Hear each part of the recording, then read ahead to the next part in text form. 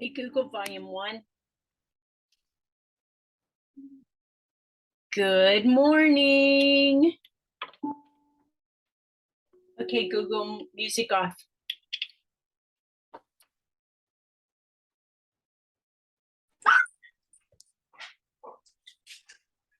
I thought that might be you. Good morning. Morning. I hear your puppies. Oh, yes.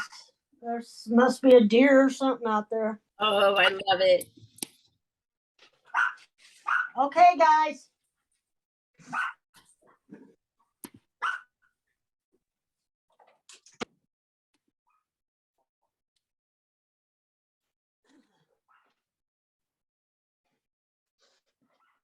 Well, Chris, I've had a little bit of a development since I saw you.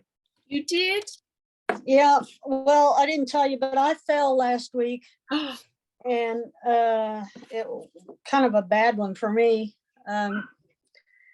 Carrying a chainsaw in one hand and a gallon of chain oil in the other. Cindy, oh my gosh. But anyway, since I seen you, it was getting worse, my side.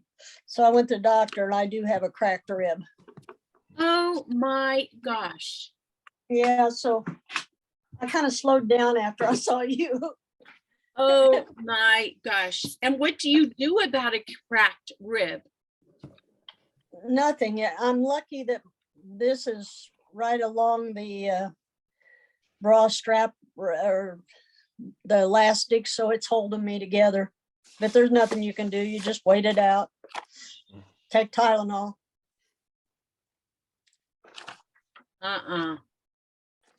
I'm so sorry. Yeah. It slowed me down. Yeah, I would think. Although I think that's impossible. I would have thought that impossible for you. No, cheapers. Good morning, Cody. Well, Good morning. If it wasn't for the heat, I would say yes, it wouldn't, but the heat's kind of added to it. I would think. Oh my gosh. So sorry. Yeah. Cody. Well, Cody, obviously, since you're here, you survived camp. Yeah. Yes. It was a great week. Was it? Yes. Where did you do camp? Where are camps being held now? Most of them are at Camp Joe Oda in Clarence. I don't even know where Clarence is. Okay. It's just, I'm terrible with north south. It's next to it's off of 63. Okay. Or excuse me, off of 36. Okay. You go just past Macon and go on 36, and it's just down the road from Macon. So it's about a 45-minute drive from Cairo. Oh, wow. And I love, it's actually a Methodist church camp. Okay. But it's a great facility. It's the best camping facility that I've been to. And so. Wow. Methodists know how to do it right. Yes, they do. Yes, they do. So. Nice. Really nice.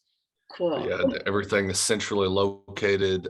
They've got a pool. They've got a big field where you can do pretty much anything. They've got basketball courts, pavilions set up all over the place that you can have small groups in. And it's a really, really nice facility. Very cool.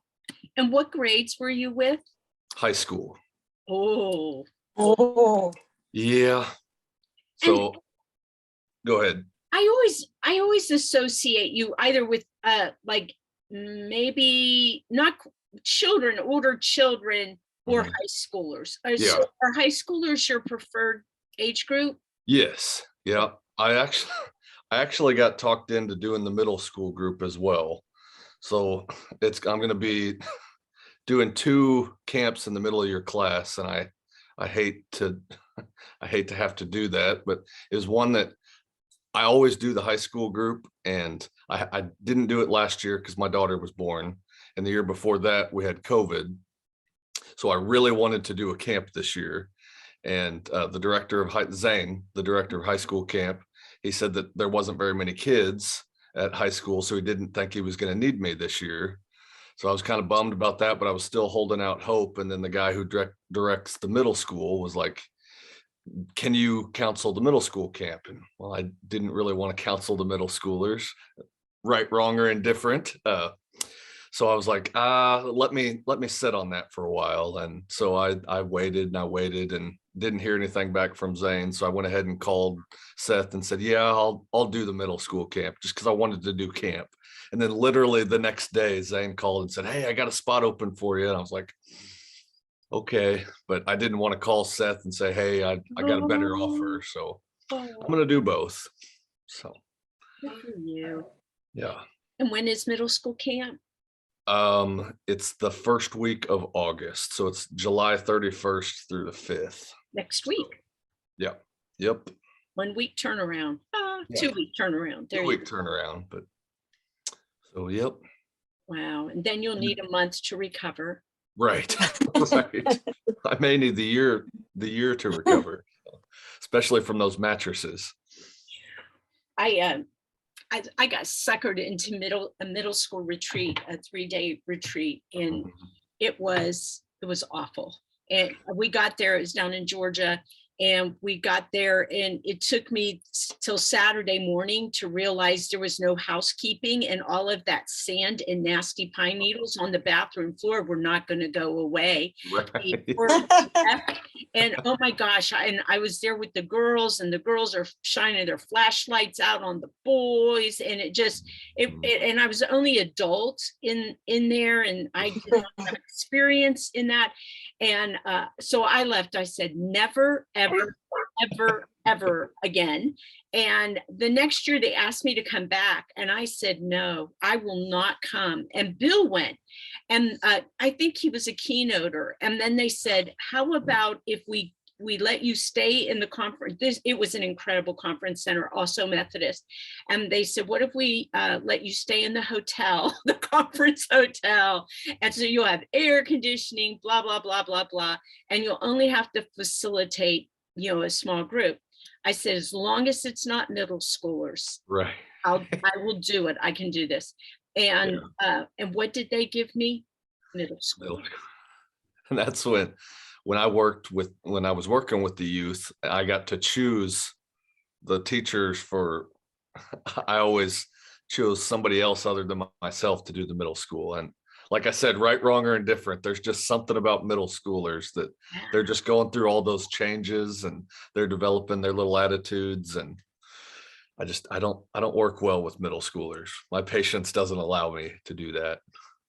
I think it's called hormones. Yes. I always think about little girls, girls. And of course, that's what I can relate to. But, I think about being, as a woman every month, for how many years we get our periods, right? And we get, not all of us, but many of us, we do the emotional stuff goes with that. And even we get to know that, right? We start talking about, oh, I know, it's coming and blah, blah, blah, because I'm starting to do this and that. And then, but then, there you are anymore, 10 years old, 11 years old, and all that's going on in your body. You don't know what it is. You don't have language for it for another year or two. Unfortunately, when you get sex ed, you don't tend to say, hey, girls, watch out. When you start feeling like this, you should know. So none of that. So you've got all that going on. Your period starts there. So all this embarrassment that goes with that, with the boys. And sorry, Cody, but I get it. Middle school, right? It's so that now, oh my gosh, what if I start during class? How often am I supposed to go and change things out? And right? And I can't believe I'm talking about this, but why is that? Because we don't talk about it, right? And those are those things that how do we teach our girls? And it's the same for menopause, quite honestly. That's why my business, why I'm doing this. It was taboo when I was young. Mom gave me a book when I was 11 and told me to read it. I'm 11. Am I really going to read this book? I'm like, hello. And then when it happens, you're freaked out. It's just, And We I were, was Yeah. determined when I had my daughter that she would not go through that. And I've told her, you ask me any question. And Mhm. Lord, the questions that I've had from her, she's 21 now, but I mean, but she's very open and honest with me. And I mean, it's just, but I didn't have that with my mother Right. because you didn't talk I, about it. I grew up in a small school.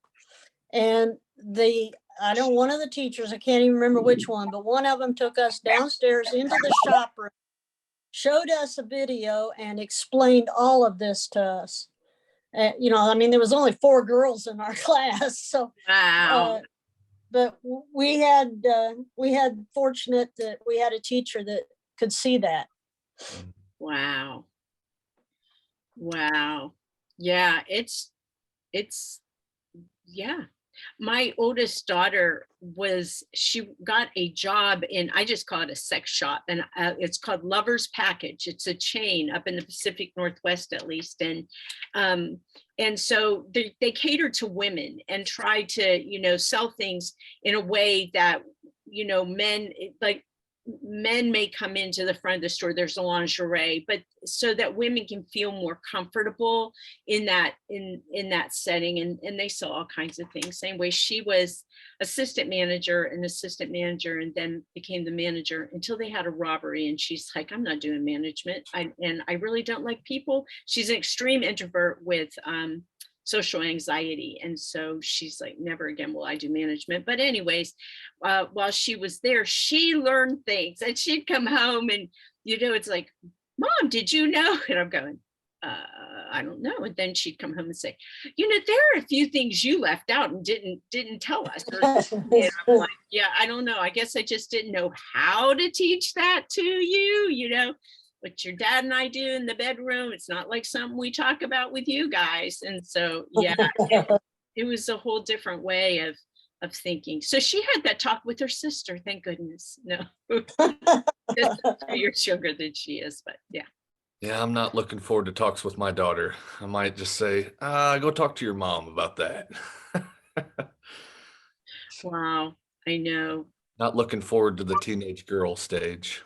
There is a wonderful book Oh, on Amazon that I bought and read with my daughter. It's called The Making of My Body or something like that. And it's kind of a cartoony book, but it is wonderful. If I remember the real name of it, I'll put it on the message board or something, because it would be very beneficial, Cody, because it was great for us. yeah. And I mean, it goes through hygiene and everything that sometimes these teenagers really don't want to listen to parents. You have to put deodorant on every single day. Yeah. We're doing that with Aiden, who our 11-and-a-half-year-old who just spent the week with us. Uh-huh. And, yes, indeedy. I had to ask him. I said, now you brought your toothbrush? Oh yeah, he pulls it out. And I said, and do you use deodorant yet? And he says, yes. And I said, and did you bring your deodorant? He said, no. And I said, well, we can go by, when we go by the house to check on the kitties, you can pick it up. So yeah. And I watched the raging stuff. He got mad at me, which he doesn't usually do. I think this is the second time he's ever really gotten mad at me, and he wouldn't talk to me. And we were on his way to his allergy shot. And I said, do you need me to leave you alone for a little bit? And I said, okay, tell me when you're okay and you're ready for us to talk. And we always play games because he has to wait for 20 minutes after the injection. And so I bring card games for us to play. And they have these 2 tables, and they're, isolation booths, kind of like while you wait. And so he always goes and grabs a table and pulls it over, and we play whichever card game he chooses.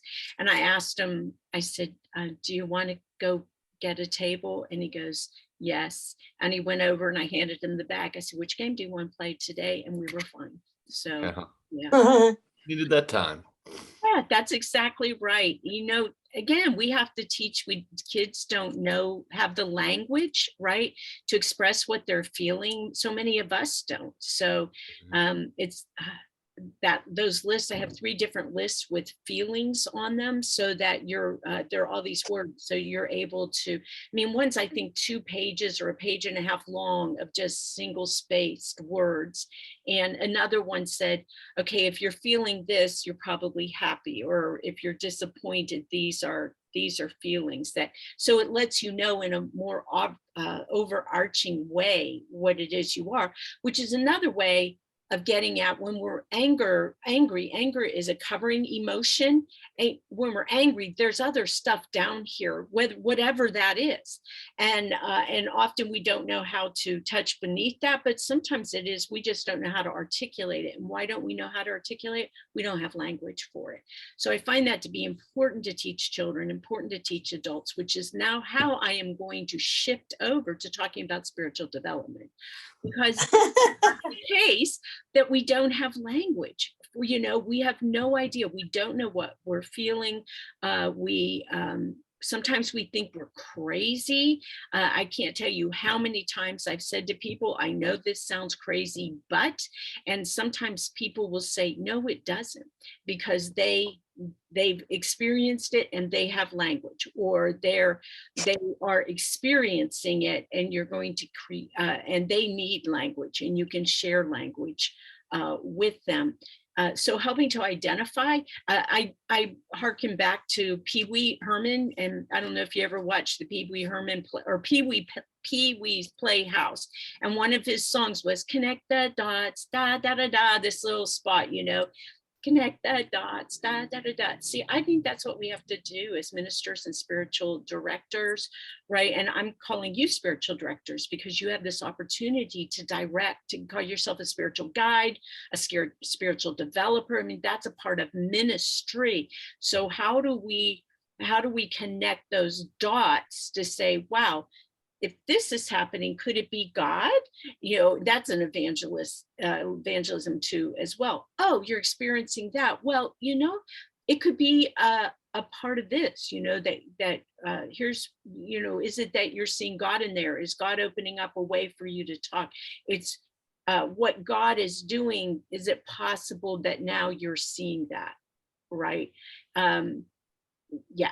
So it's giving language here to reach and to see how you're connecting here. So that's as much about evangelism as it is about spiritual development now, because now we're going beneath the faith, we're going beneath the religion to get to what spirituality really is. It's the connection with, for us, Jesus, God, however you want to, whoever, it's not whatever, whoever it is you talk to, right?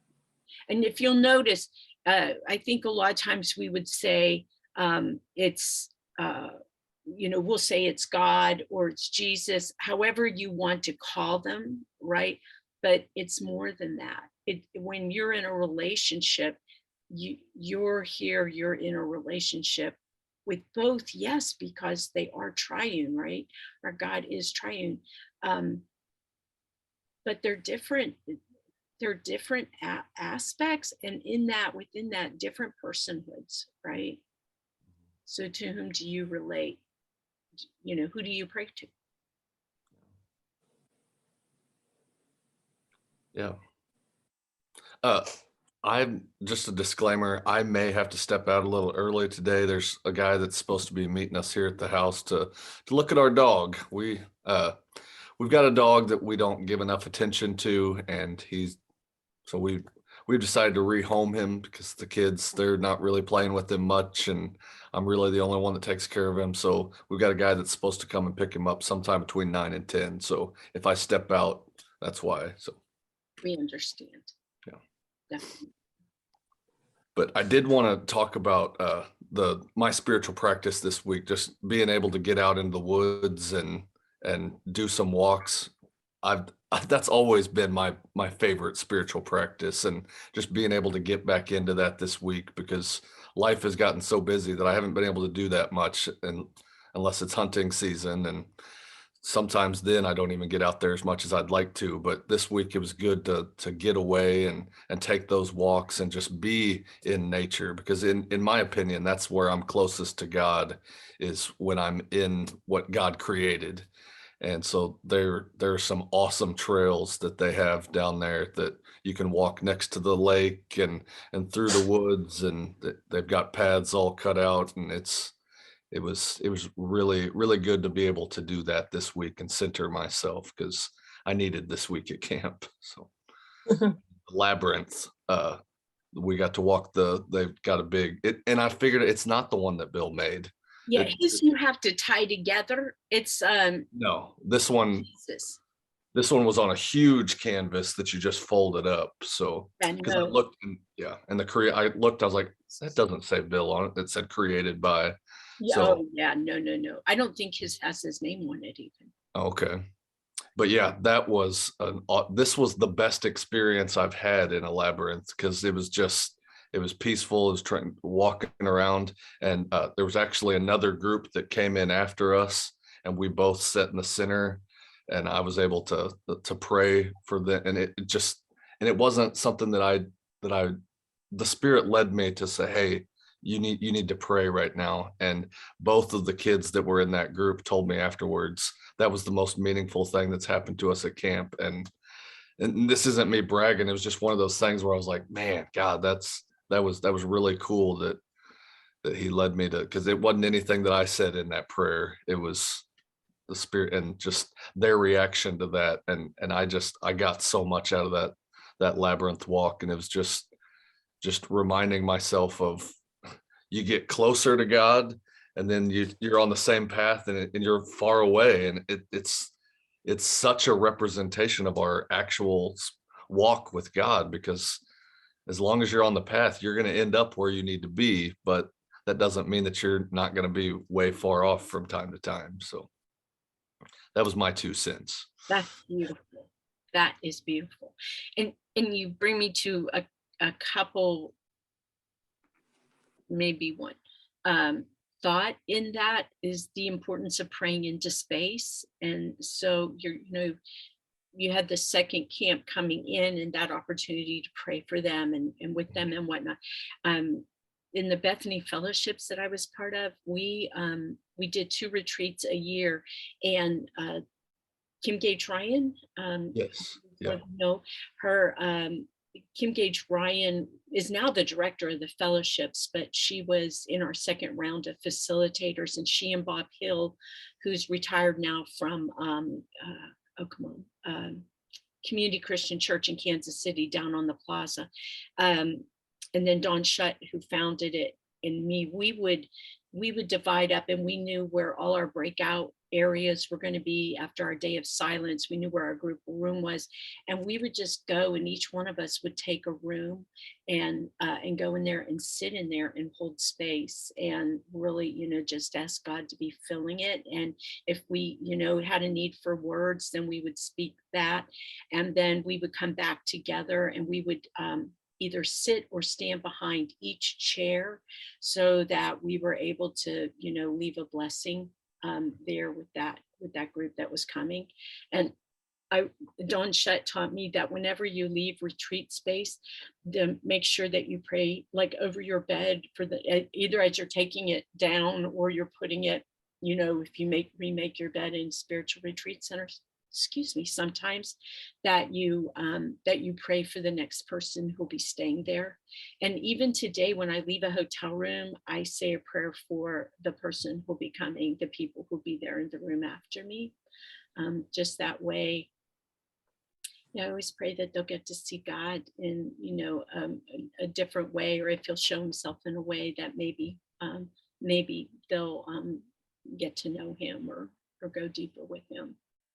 So yeah, passing it on, I think what we've gained or learned in that. It's awesome. So thank you for reminding me of that. And so my question to you will be, it's rhetorical for the moment, right?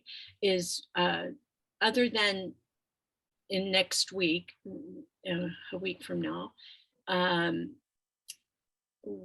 when will you schedule in your, that time, that nature time, right, that you haven't been getting.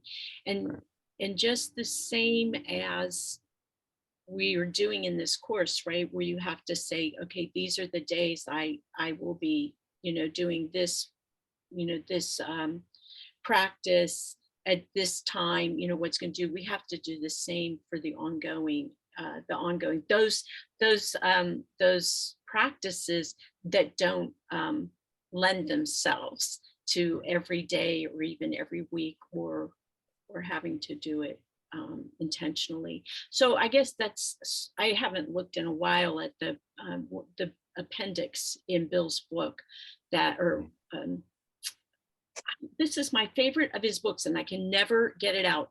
High Voltage Spirituality. And I think it's the whole reason it's my favorite book is the appendix that says, these are practices, and this one lends itself if you have a lot of time, if you don't have a lot of time, if you can plan, and if you can't plan, and you can go through. So, what yours is, Cody, is that practice. It is that intentionality, and sitting down with your calendar and putting it in there. And someone says, oh, we need to have a meeting.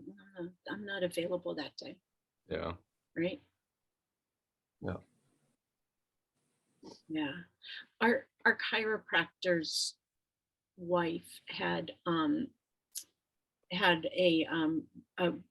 mastectomy and reconstruction Friday week ago. And we were there with him yesterday. And even though he's a member of a church, he tells us that it's a big church. So he doesn't know his minister, or even doesn't have a relationship with the associates, any of the associates. And so he said, you guys are really like my pastors. And so when we go, we pray with him.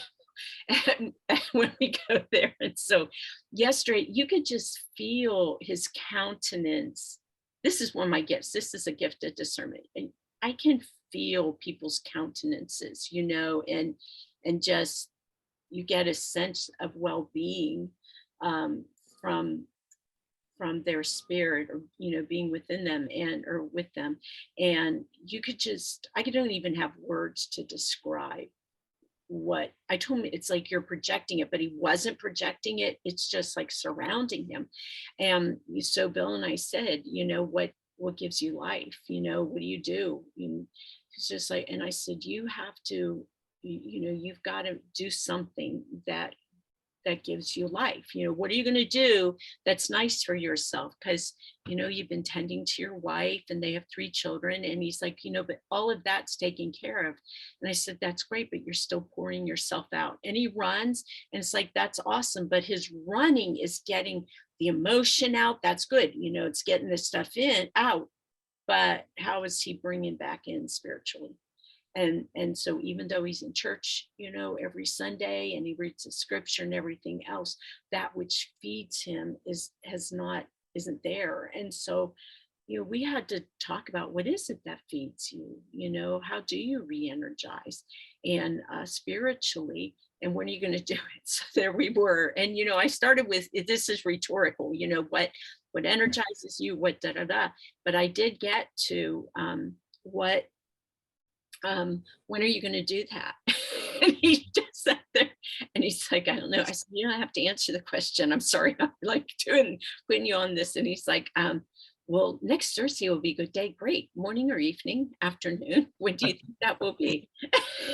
He still hadn't exactly decided. Then Bill gave him some ideas of what he might do.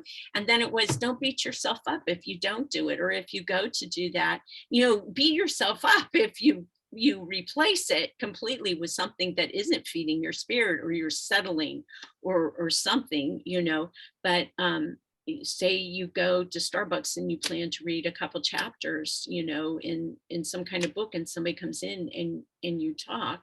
Well, if you needed to talk, or you wanted to talk, okay, don't beat yourself up because you didn't read 3 chapters. Don't beat yourself up because you only read 1. You thought you're going to finish the book, So yeah, but plan, be intentional. Now put it on your calendar. Got his phone out, put it there on his calendar. It's like, amen. That's that's what we have to do, right? What are you doing nice for yourself? How are you giving yourself life this day? Okay, so what you're saying is I shouldn't feel guilty because I didn't do the image prayer this week. Is that what I said both. I said listen to music and the image prayer, and I did listen to a lot of music. But what you're saying, I think, is what I did in that after we talked and all, I went into the creative mode, the creative prayer, and started working on that little project I was telling you about. And I did kind of image a prayer in both that and some of the, I don't know, for some reason, the transformation scripture has been on my mind this week, and Peter. And I preached a sermon on it one time, but I did it as Peter, being Peter and what he was seeing as he went through. So I did kind of image a prayer, but not with scripture. But I did change to the creative craft prayer and building a foundation and how you have to start with a foundation and that sort of thing. So I'm not supposed to beat myself up then because I didn't do what I said I was going to do. Yes, and and so you will have to remind me again. So listening to Christian music was a week or two ago, and we're trying to move with. I think it's wonderful if we continue listening to Christian music, but then there are the additional exercises. It was on this week's. It was on this week's Christian music, and the image prayer is what I put on that I was going to do both. Was it one of the options again this week, listening to Christian music? Mm-hmm. Oh, yeah. I chose to do the week. The camp week was the one that I walked in the wood. Last week I listened to Christian music. So is it on there every week? You can see how much I'm on top of this right now. No. But it repeated this week. mm-hmm. Yeah. That's a little glitch in the study. No, do not beat yourself up. Even there's no and about it. No if, ands, or buts. Very good. Yeah, it is about intentionality, and for the purpose of this, for the Hope to Habit study, it's trying different practices, not repeating a practice, but to have a different practice. And the reason for those different every week there being a different practice is to pick up on something you haven't tried. And again, the whole purpose of that, the goal in all of this, is that unfortunately you only get to try 5 practices, but there is the hope that you'll find something that you can resonate with. And my hope is you'll continue to explore and try out, not just a one-time thing, one-time tryout, but for a week or a month even. And I would hope for longer than a week, right? These are just taste. It's like going to Europe on a tour. All you get is a taste, a few hours, maybe if you're lucky, a day or two. But for us, and having talked to our daughter and son-in-law who just got back too, and our kid, or one of our grandsons, it is, where do I want to go back? You know, what do I want to go see again? What do I want to see? Like, you know, they're talking castles. They want to go back and see castles. I want to go back and see more cathedrals and churches. So it's the same with the practice as well. You know, here are these different, I'm kind of intrigued with this one. I'd like to use this, not use it for the rest of my life or even for the whole next year, but I want to explore it more and spend, you know, a month or 2 months or, you know, Well, the prayer of exam has really stuck with me too. That practice. Something I can do before I get out of bed. I really liked that one. Yeah. And then I'll build onto that by saying that is one of what are called Saint Ignatian practices. So Saint Ignatius, I don't remember his dates anymore, but they're either 300s or 600s. And he developed these spiritual exercises. And they're taught today, they continue to be taught, and he wrote them for monasteries, monks in particular, but to be used in these cloistered, I guess, cloistered groups. And today you can still go on retreats. I think there are 3 month, or not 3 months, 1 month retreats where you can go and just spend a month with the exercise. And so every day or every week or something, you have a set of questions, a practice that you do. And the prayer of examine is one of those practices that you really work with. And what happens on those retreats, you go and there's a talk, and then you go and you reflect on that in silence. You come back in the afternoon, there's another talk, and you go and reflect. It's a silent retreat. And you can do them 1 month. I think you can do them 3 months. You can do them around the world. When I went on sabbatical quite so many years ago, I really thought about doing one in Ireland. I thought that would be so cool.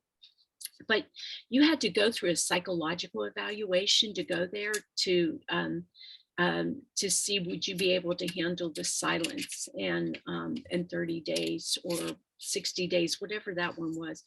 Or the other option you can do, and I want to say there's a monastery in St. Louis maybe that does this, or a religious order that doesn't. Anyways, that you can do it over, you can do them online actually, where you can do it over a month or over a year, maybe 6 months, but I'm pretty sure it's a year. And then you work on one of the Ignatian practices. So instead of being a concentrated retreat time, it's now spanned over, and it's made for, those of us who can't be cloistered. Yeah. Who have lives that interact with others and intersect with other people. Right. So no beating up, making a plan to get out in the woods. Yeah. And walking right more. Shelley, how about you? And you're on mute there. There you go. I had struggled with the imaging. I would be in my space alone, no interruptions. And even when I go to bed at night, I have a problem shutting down my thoughts and focusing. And I just was really struggling getting where I needed to be to make it work properly. So it may not be one of your disciplines, right? One of your practices. Yeah. I'm trying to think. I'm sure there are tips I could give you, but the message I'm getting right now is why? Why would I do that? Because yeah, it's like me and journaling, and talk about beating up. I beat myself up for months and months and months and months because journaling just didn't come to me, and it took a spiritual director to say to me, it's not yours. Why are you doing it? Yeah. Because I did. I thought, well, I'll do something simple like I started with the nativity, and going through that, trying to put myself in, and I thought, well, that will be an easy one to get started with. But I would be sitting there and reading and going off on, oh, I need to go do this when I get done, and I need to do this and that. And I'm like, Shelley, focus, get back. Come on, pull yourself back in, pull yourself back in. At night to go to sleep, I have to sing hymns in my mind to get my mind to leave my work. I've been in my position. I've been in the county treasurer for 18 years. I've been in my office for 33 years. Wow. And I've been there longer than the only employees that's been there longer than me are some of the road hands that are on the equipment. But office wise, I've been there longer than anybody, and everybody comes to me with questions. And I'm having conflict with my county judge right now over some federal money that we've received. And I can't get that to go away. I can't leave it at work as much as I try to lock it in my desk and say, okay, you're staying here. I'm not taking you home. Mm. It follows me, and it's hard for me to shut down. I mean, I've balanced my books in the middle of the night when I've had a problem. I'm like, oh, you didn't check that. And it's all I can do not to get up out of bed and go to town and check it and see if that's really what it was. And when I get to work, I do it first thing. And normally it is what it was. But I cannot shut that part of my brain down and stuff. So it's going, I've tried several times and it's just like, okay, this isn't working for me, but I didn't just give up. I tried to force it in there, and it is what it is. I mean, I'm like you, I thought, okay, this one there was others that I loved that we've done. Last week I did the Tripodia prayer, and I was able to figure out driving. I can do the motions with my hand. I'm not very like other people that did the Tripodia. I'm not very steady on my feet. I have arthritis in my feet and legs, and doing the step back, sometimes it'd be like, whoa, don't go fall on your rear end. Yeah. That I love that. I mean, that one was just awesome. But this week, this one, I've struggled. Well, I want to say yay for sticking with it and trying it. And, Yeah. and that's, yes, thank you. Thank you for doing that. One of my favorite prescriptions is tension tamer tea. And when I've been known to take it to clients that are in Colombia, that, I take it to their offices in a paper sack, and I tell people I'm not a physical doctor, but I am a spiritual doctor. And so this is what I'm prescribing. The only thing you have to watch out for is making sure you're not allergic to anything, that's in it. But it's just like chamomile and valerian in there. I'm not sure what else. And if you're not sure that you like it, the smell may not be to your liking. And for me, that's the chamomile. And it's not that I don't like it. It's just like, oh, it's not on my favorites list. But I found that a packet of stevia helps make it more palatable to me. It's the only thing I've ever found that counteracts caffeine. When I was on the regional staff, oh my gosh, Macon, I stop in Macon and I would get the huge Diet Cokes, all up and down. I could tell you every single fast food restaurant on 63, 36, 24. I mean, I just knew them.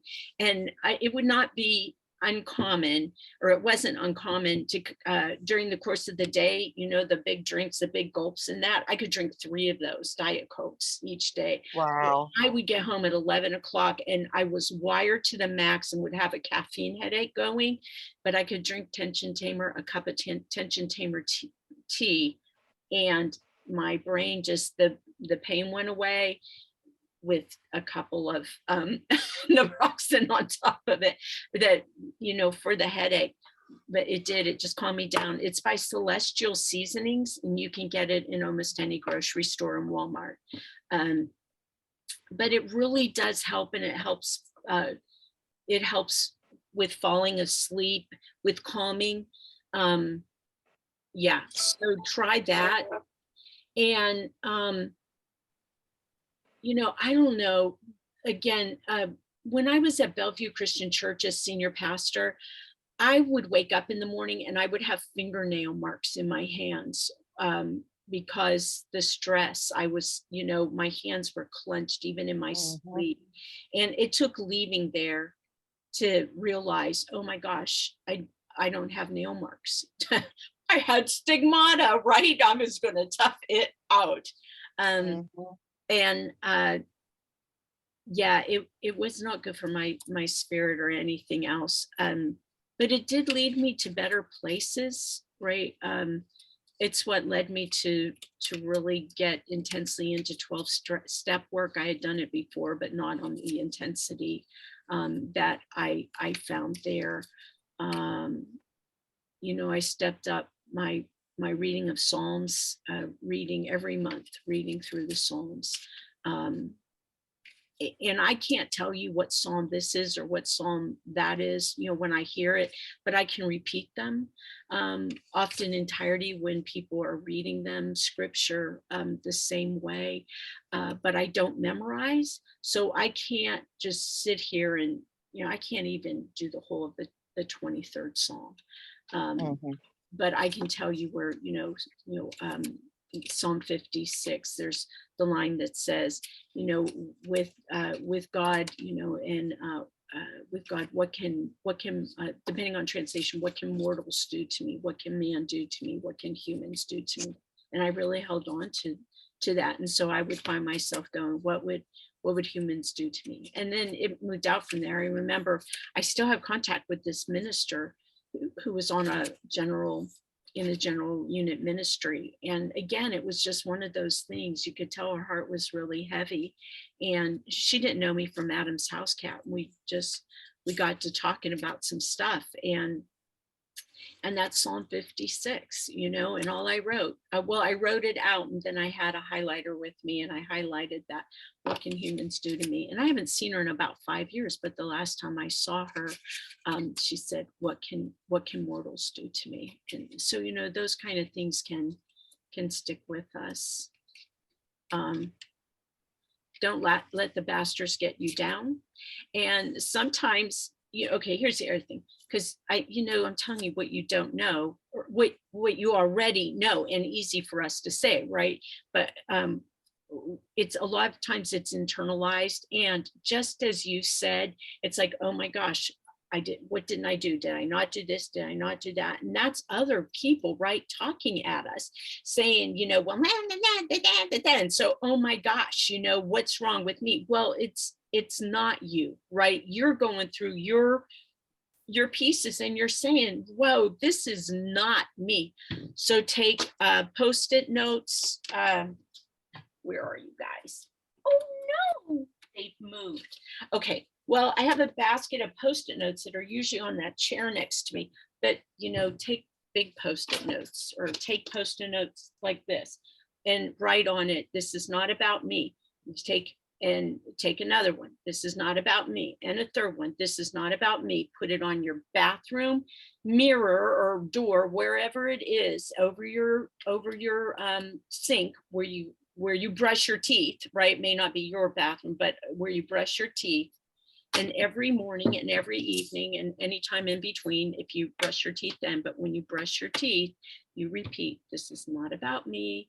This is not about me. This is not about me. And it's just, it works. It really flippin' works. And, you know, do it every day. If they fall off, write it again, because for some of us, there's something about writing it. And if nothing else, you know, when you say this is not about me, you can envision me telling you this, Shelley, this is not about you.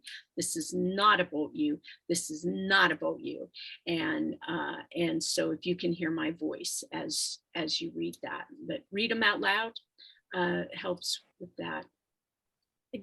I know we have to go, but this is one of my favorite stories right now. I love America's Got Talent.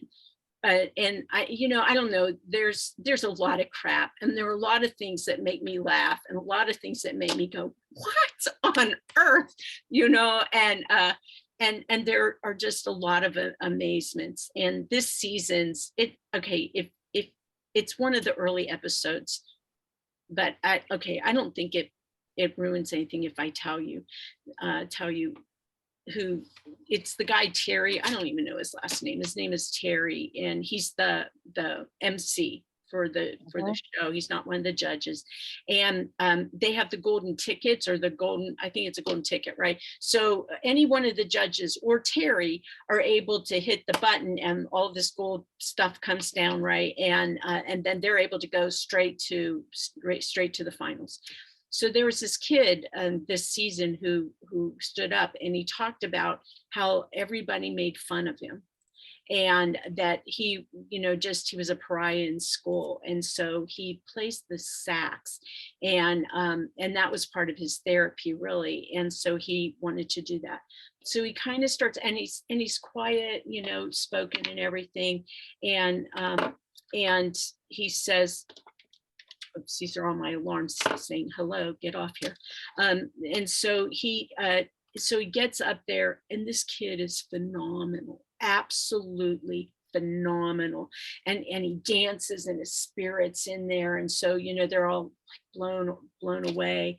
And Terry goes up there and he says, you tell all of those that Terry, whatever it is his name is, you have a friend in me. You are my man, and you are fabulous, and you are fantastic. And don't ever, ever, ever let anyone tell you that otherwise. I'm totally paraphrasing him. I just sat there and cried. And everybody was crying, because that's what we need to hear, right? We get these false notions. So many of us, maybe even most of us, get them from the time that we're young, and they just get magnified when people tell us that now, or they're shifting, and they don't even have to tell us you're a screw up. We're just hearing that because it's one more in the choir of screw up voices that we've heard forever and ever and ever. And we have got to start with that. This is not about me. This is not about me. This is not about me. And what, that, I don't know, that is a very basic coping mechanism until the judge either is gone. And it is okay to pray for their removal. And I have watched it. Some of you know the story. I will not tell it today, but pray for their removal, and God will do amazing things. Maybe not sooner, maybe later, but it will be in works, and you can count on that. Have faith that God hears and is moving through that prayer, right? Yes. Terry Crews and Eyeballed and Squalled also. Yes, he is amazing. I hope that he makes it to the very, very, very end. I do too. Yeah. Okay. Let's see. Shelley, did you pray last week? Have you had a chance to pray us out? No, I did not. That we had Miss Jean, I think, prayed us out. Well, would you pray us out today? Yes, ma'am. Thank you. Our Heavenly Father, we come to you with so many thanks and appreciations for all that you do in our lives, in our churches, in our families. Lord, we could not do this thing called life without you in our hearts and our souls. Be with each one of us, Lord, as we go through this coming week. Open our minds and our hearts and our ears to hear your word and to understand it, and just to share it with the world and let your glory shine through us. We love you and we praise you. Amen. Thank you. Thank you. Thank you. You're welcome. Thank you. Won the board.